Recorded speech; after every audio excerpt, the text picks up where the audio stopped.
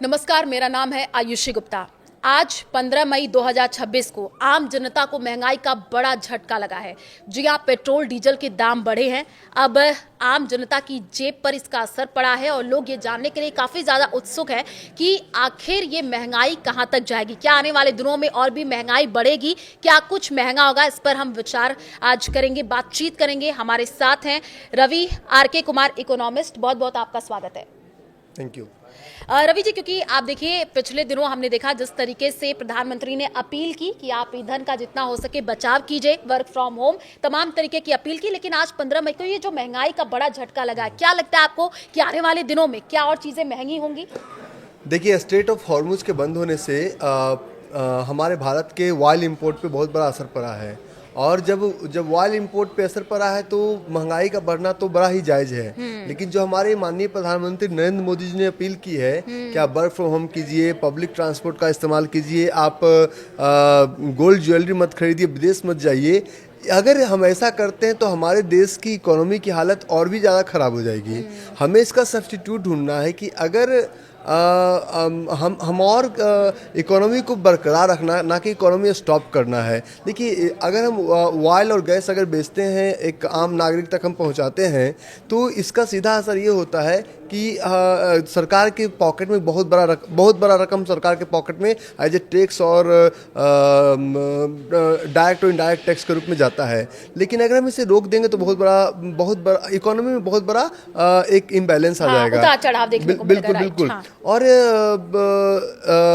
सिर्फ तेल खपत को रोकने से ही इकोनॉमी की स्थिति अच्छी नहीं हो जाएगी। इकोनॉमी की स्थिति को अच्छा बनाने के लिए देखिए, हमारे देश में ना एक बहुत बड़ा डिपेंडेंसी है अमेरिका के ऊपर, सर्विसेज के रूप में भी। हम शायद डिजिटल प्रोडक्ट यूज़ कर रहे हैं आज अमेरिका का, चाहे मोबाइल फ़ोन इस्तेमाल कर रहे हैं made in China, made in Korea. Apple और सैमसंग दो बड़े प्लेयर हैं, तो इसके द्वारा भी हम अपने पैसे को बाहर भेज रहे हैं।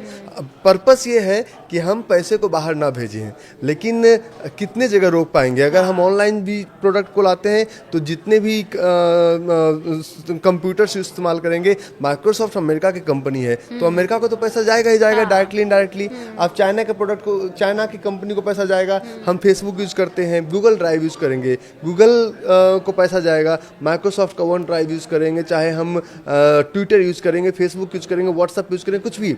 अगर घर बैठे हम अपने बिजनेस का प्रमोशन भी करते हैं तो प्रमोशन करने के लिए या तो गूगल सही माध्यम है या फेसबुक। अब वो बिल बोर्ड वाला सिस्टम नहीं चलता कि आपने किसी को मार्केटिंग किया, तो डायरेक्टली इनडायरेक्टली हम अमेरिका को मजबूत बना देंगे और इंडिया को कमजोर बना देंगे। बिल्कुल। ये आपने जो अभी पेट्रोल डीजल की लगातार हम बात कर रहे हैं, महंगाई की बात हो रही है, क्योंकि ये भी जानकारी है कि पिछले दिनों बहुत सारी जो तेल कंपनियां हैं उनको काफी बड़ा झटका लगा, बहुत ज्यादा नुकसान हुआ। क्या इसी वजह से पेट्रोल डीजल के दाम बढ़े हैं? और ये भी बताइएगा सोना चांदी को लेकर के, क्योंकि प्रधानमंत्री ने अपील की कि 1 साल तक सोना चांदी ना खरीदे, महत्वपूर्ण अगर सोना ना खरीदे। हाँ। लेकिन आपको क्या लगता है कि अभी तो चांदी क्रैश हुई है, तो क्या मार्केट पर क्या इसका असर है? विस्तार से बताइएगा। देखिए, वो तो गोल्ड हम लोग इंपोर्ट करते हैं, अगर गोल्ड हम ज़्यादा बाय करेंगे तो पैसा जाएगा। गोल्ड ज्वेलरी ना खरीदने की सलाह दी है, तो गोल्ड ज्वेलरी कोई इंडस्ट्रियल प्रोडक्ट नहीं है। उस बातों को मानने या ना मानने से हमारी इंडस्ट्रियल टैक्सेशन पे बहुत बड़ा फर्क हमें नहीं पड़ेगा। लेकिन अगर आप बातें कर रहे हैं कि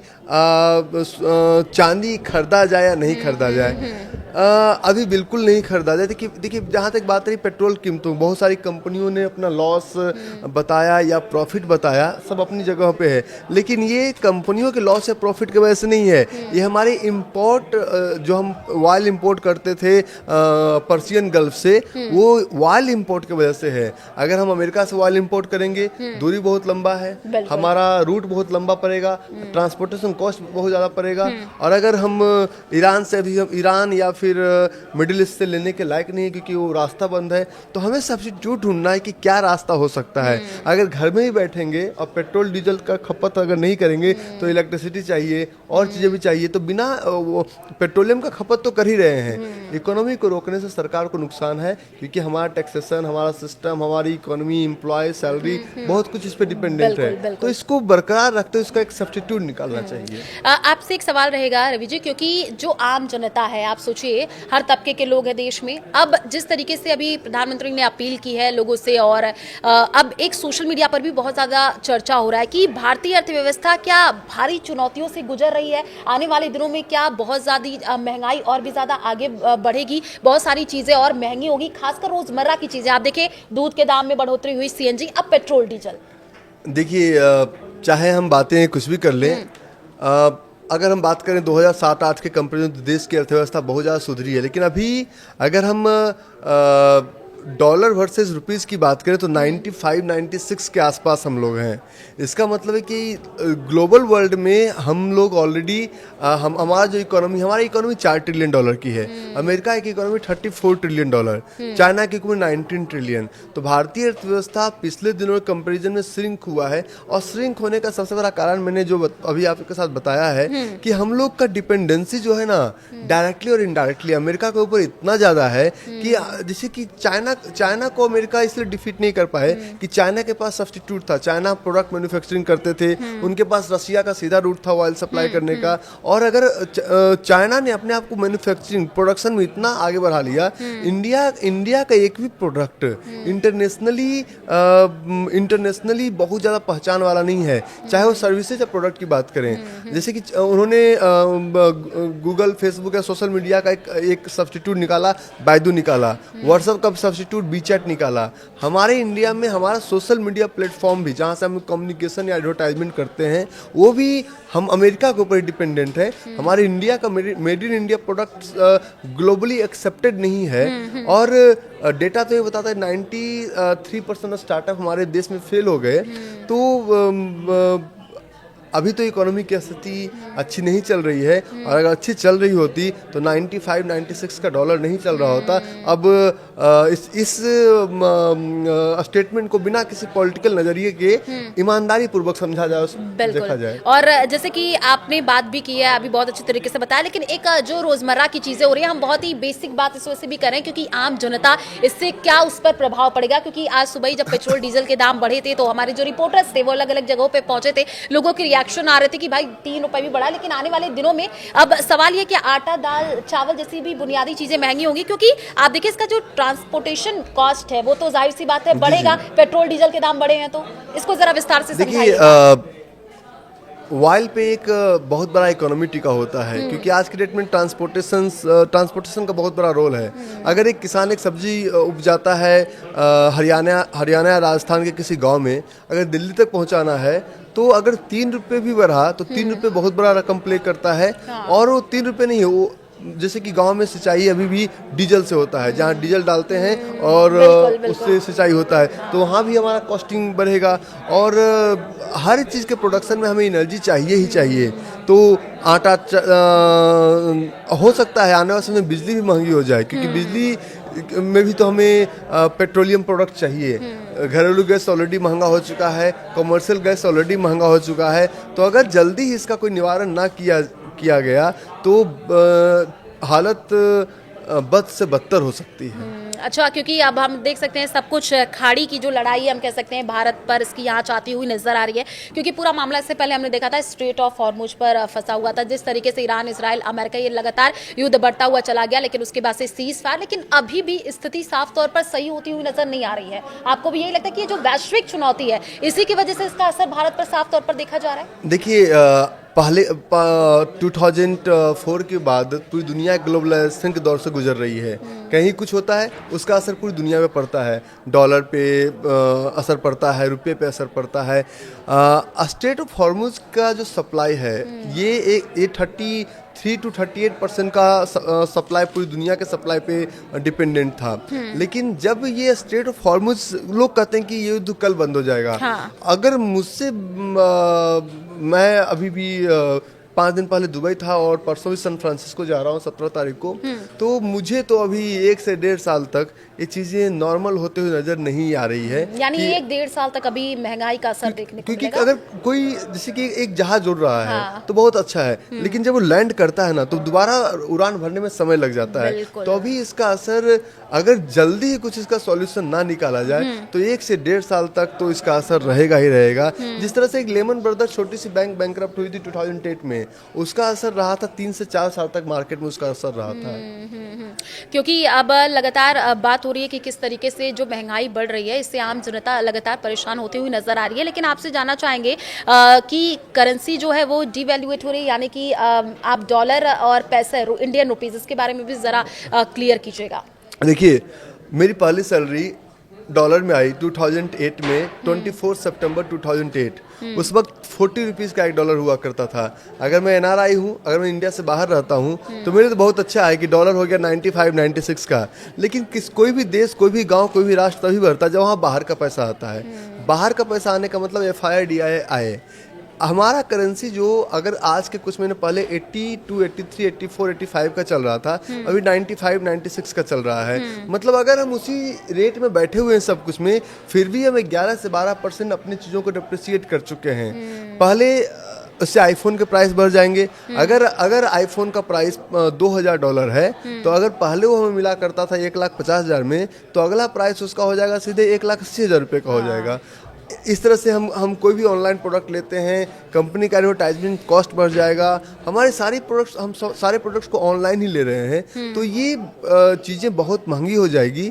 और ये सिर्फ और सिर्फ डायरेक्ट डेंट दिख रहा है लोगों को। देखिए, आप इकोनॉमी को इसलिए आपने खरीदारी करने से हमारे नरेंद्र मोदी जी मना कर रहे हैं कि आप पैसा बाहर चला जाएगा, लेकिन ये जो सर्विसेज के तौर पे सारा पैसा बाहर जा रहा है, इसे कैसे रोकेंगे?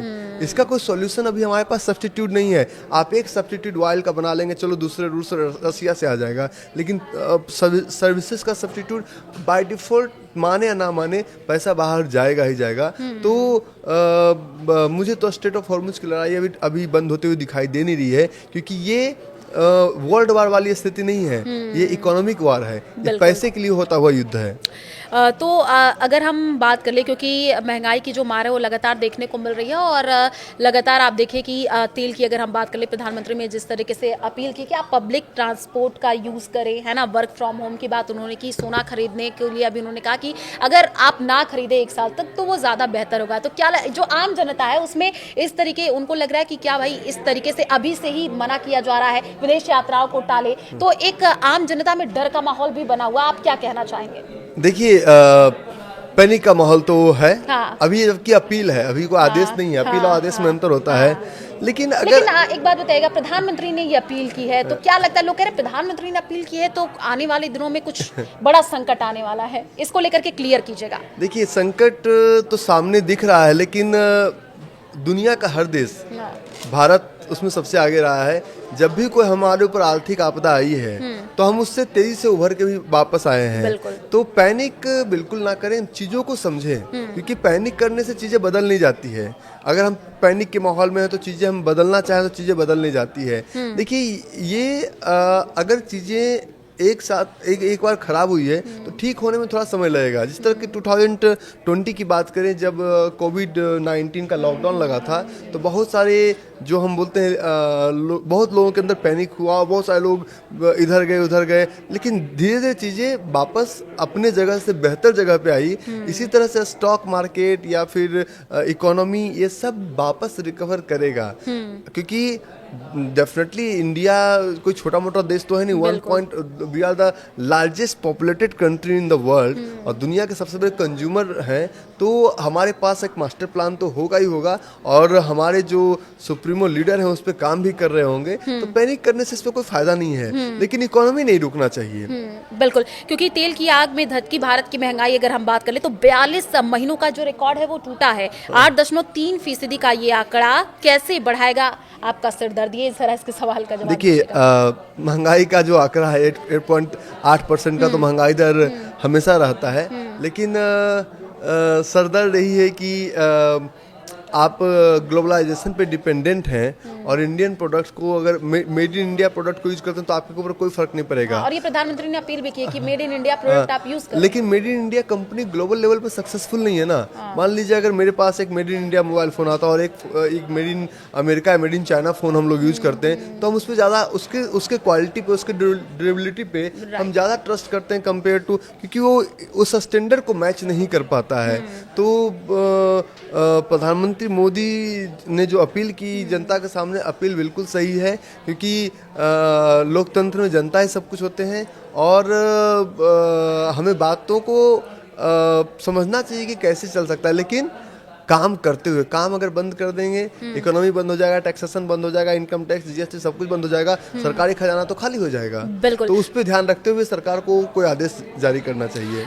बिल्कुल। और ये भी देखा गया है साफ तौर पर, जो हमारे पास आया है, जैसे कि आप भी बता रहे हैं, 2026-27 में महंगाई औसतन 4.8 से 5.2% तक रह सकती है। तो आगे क्या कुछ रहेगा? अगर रसोई का खर्च क्या बढ़ जाएगा?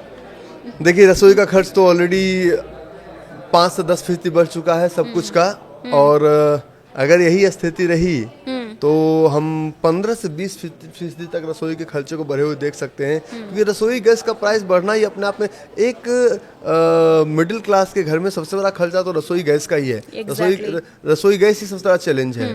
तो रसोई गैस का खर्चा बढ़ना ही अपने आप में सारे खर्चों को बढ़ाता है। और जो आम आदमी होते हैं उनको ये 5.2 और 8.3 का फिगर समझ में नहीं आता है। उनको समझ में आता है कि हम दूध 60 रुपए का ला रहे थे, अब 65 रुपए का ला रहे हैं, तो 5 रुपया दूध में बढ़ गया।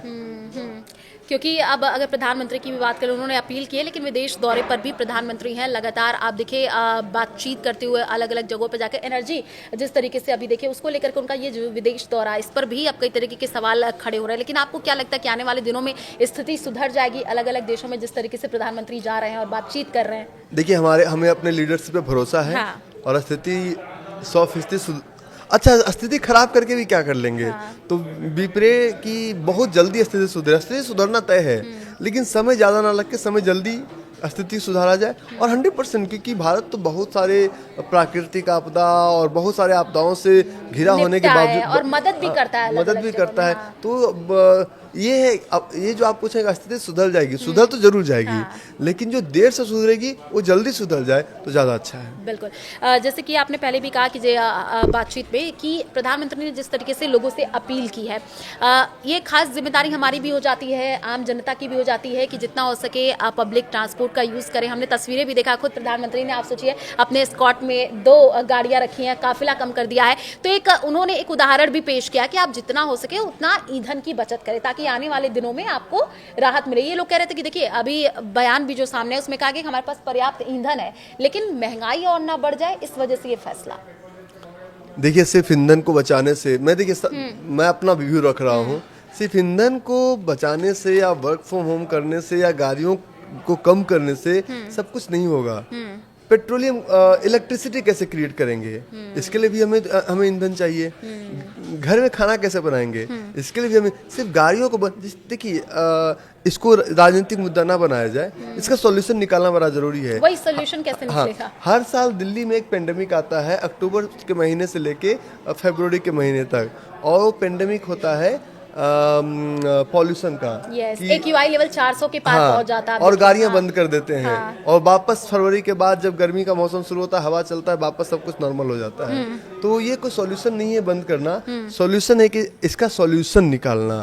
तो इसका सॉल्यूशन निकालना पड़ेगा। गाड़ी बंद करना और व्यापार बंद करना कोई सॉल्यूशन नहीं है। तो आप मतलब दर्शकों को क्या कहना चाहेंगे, जिस तरीके से अभी महंगाई बढ़ी है, अभी कहा जा रहा है कि और पेट्रोल डीजल के दाम बढ़ जाएंगे और लोग इस तरीके से पैनिक हो रहा है, आप क्या लोगों को सलाह देना देखिए, पैनिक करने से कोई फायदा नहीं होगा। आप मेहनत कर रहे हैं और मेहनत करते रहिए, व्यापार पे फोकस कीजिए और अपने कारोबार पे फोकस करते रहिए, क्योंकि जो हमारी सरकारें हैं वो इसके लिए ऑलरेडी प्रयास कर रही है और उस प्रयास पे हम लोग कार्यरत रहेंगे। हमारे पैनिक होने से कोई भी फर्क पड़ने वाला नहीं है। सरकार इसके बारे में ज़्यादा तटस्थ है और वो ज़्यादा कॉन्फिडेंट है कि उनको क्या करना चाहिए। अगर हम फूड इन्फ्लेशन की भी बात कर ले, 4.20 मार्च में 3.87% रहा, इसको लेकर के भी बताइएगा। और आगे क्या बढ़ेगी, RBI का क्या प्लान रहने वाला है, सरकार का क्या प्लान आगे रहने वाला है? देखिए, RBI का जो इंटरेस्ट रेट है, इंटरेस्ट रेट अगर बढ़ेगा तो डेफिनेटली देखिए, दुनिया में जो महंगाई है ना, बाइंग और सेलिंग। इंटरेस्ट अगर कम होगा तो बाइंग पावर ज्यादा बढ़ेगा। यहाँ पे अभी अगर आरबीआई का डेटा आप देखेंगे, अभी भी आने वाला है, तो आरबीआई अभी इंटरेस्ट रेट अनचेंज रखने वाली है फिर से, क्योंकि अभी इंटरेस्ट रेट बढ़ा नहीं सकते। अगर इंटरेस्ट रेट बढ़ाएंगे तो डिमांड और सप्लाई में बहुत ज्यादा चेंजेस आ जाएगा।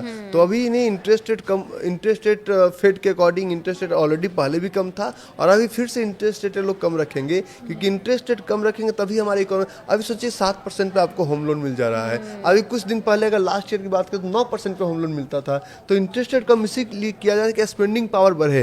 स्पेंडिंग पावर बढ़ेगा तभी इकोनॉमी में बूस्ट आएगा। क्योंकि आप रवि जी बहुत लंबे समय से मार्केट पर नजर बनाए हुए हैं और काफी समय से लगातार आप एक्टिव भी रहे और लगातार विदेश दौरे पे भी आप रहते हैं, तो एक बात और यहाँ पर क्लियर कीजिएगा कि जिस तरीके से महंगाई अभी बढ़ी, आपने बोला कि पैनिक होने की बिल्कुल भी जरूरत नहीं है, तो किन बातों का खास तौर पर ख्याल रखा जाए और क्या आने वाले दिन में क्या क्या चीजें सस्ती हो सकती है, क्या क्या महंगा हो सकता है, इसको लेकर के एक रिएक्शन। देखिए, सस्ता तो कभी कुछ नहीं हुआ।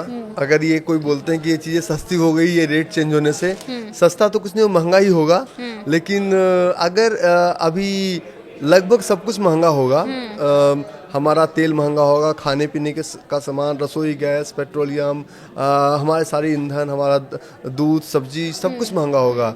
और अभी घर का जो कीमत है ना, क्योंकि जब भी कोई पैनिक आता है तो लोग उस वक्त प्रॉपर्टी में निवेश थोड़ा कम करते हैं। तो प्रॉपर्टी के प्राइसों को भी आप एक जो हमारा कमर्शियल और रेसिडेंशियल प्रॉपर्टी है, मैं लैंड की बात नहीं कर रहा हूँ, ये अभी आप एक स्लो डाउन फेस में देखेंगे, और वो स्लो डाउन फेस अभी प्रॉपर्टी में आने वाला है। तो महंगाई रोकने के लिए क्या क्या जरूरी कदम आपको लगता है कि उठाया जाना चाहिए? कदम हम कुछ नहीं उठा सकते हैं, बातें जितनी भी कर लें, कदम तो सरकार उठाएगी, हम सिर्फ फॉलो कर सकते हैं। लेकिन हम जो प्रधानमंत्री ने अपील की है कि आप जितना हो सके पब्लिक ट्रांसपोर्ट का यूज करें, और पब्लिक ट्रांसपोर्ट प्रैक्टिकली पॉसिबल नहीं है। और उससे फिर काम में दिक्कतें आएगी। पब्लिक ट्रांसपोर्ट में गुड़गांव में रहता हूँ, पब्लिक ट्रांसपोर्ट कहाँ, मेट्रो कहाँ पे, बस की सुविधा नहीं है। और जिसे काम करना है कितना काम कर लेंगे, जहाँ पे 10 लोगों से मुलाकात करते हैं वहाँ 2 लोगों से मुलाकात कर पाएंगे। तो पब्लिक ट्रांसपोर्ट प्रैक्टिकली पॉसिबल नहीं है, इसका कोई सब्स्टिट्यूट निकालना पड़ेगा। और जो वैश्विक स्तर पर चुनौती बनी हुई है, इसको लेकर के अगर आप कुछ कहना चाहें तो? देखिए, वैश्विक स्तर पर जो चुनौती है, हम आम आदमी हैं, हम सोच कर भी कुछ नहीं कर सकते हैं। हमारे देश के जो सुप्रीमो लीडर हैं उस पर काम कर रहे हैं, और हमें भरोसा है कि बहुत जल्दी इसका एक समाधान लेके आएंगे। जाते जाते एक लास्ट क्वेश्चन आपसे रहेगा, क्लोजिंग कमेंट, कि जिस तरीके से महंगाई बढ़ रही है, आज पेट्रोल डीजल के दाम बढ़े, जैसे मैंने आपको पहले भी किया कि अलग अलग जगहों से तस्वीरें निकल कर आई, कुछ लोग पैनिक होते हुए नजर आए कि भाई आने वाले दिनों में और भी ज्यादा महंगाई बढ़ जाएगी, कुछ चीजें उसको स्टॉक में अभी से रख लिया जाए, खाने पीने की चीजें महंगी हो जाएंगी, इसको लेकर के आप क्या कहना है? ये पैनिक वाली बातें हैं। भारत बहुत बड़ा देश है, हम खाने पीने की चीज़ खुद प्रोड्यूस करते हैं, और हमारे पास दाल, सब्जी, राशन, दूध सब कुछ अपना है। हम अमेरिका की तरह पैकेट और दुबई की तरह पैकेट दूध और पैकेट पानी इंपोर्ट नहीं करते हैं, कि बाहर से आता है हमारा मिल्क भी। तो वो आप उसके लिए पैनिक ना हो, उसकी समुचित व्यवस्था थी है और रहेगी। ये लॉकडाउन में भी हमारे यहाँ खाने पीने की चीज़ों में कोई कमी नहीं आई। और शेयर मार्केट को लेकर के भी बताइएगा। मार्केट अभी बिल्कुल नॉर्मल फेस में ही चलेगा, क्योंकि बाजार तो रिफ्लेक्शन इकोनॉमी का है ना। जब इकोनॉमी अभी थोड़ा सा स्टेबल नहीं है तो बाजार कैसे स्टेबल होगा? बिल्कुल। तो देखिए, आज जो हमने खास पॉडकास्ट में चर्चा की है महंगाई को लेकर के, क्योंकि आज जिस तरीके से पेट्रोल डीजल के दाम बढ़े हैं, एक स्थिति जो पैदा हो गई थी कि महंगाई आने वाले दिनों में और बढ़ेगी, लेकिन आपको पैनिक होने की जरूरत नहीं है। जिस तरीके से प्रधानमंत्री ने अपील की है, कुछ बातों का आप खास तौर पर ख्याल रखें। और शुक्रिया हमारे साथ जुड़ने के लिए और इतनी अच्छी जानकारी देने के लिए। नमस्कार।